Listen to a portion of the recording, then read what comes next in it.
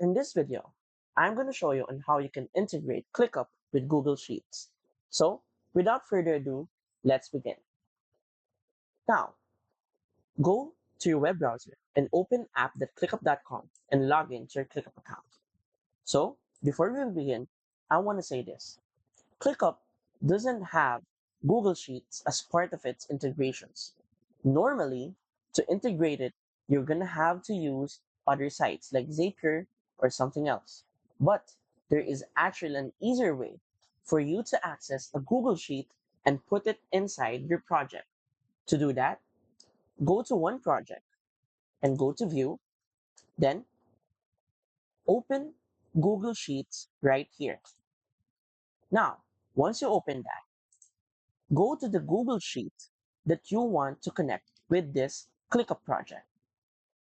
Let's have this, for example. Click on Share, then make sure that the general access is anyone with link and make it as to an editor as the role. Okay?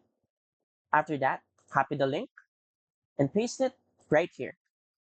Once you save, give ClickUp a few seconds and your Google Sheet should load right here inside ClickUp. See? As easy as that, you've somehow integrated Google Sheets to your ClickUp project.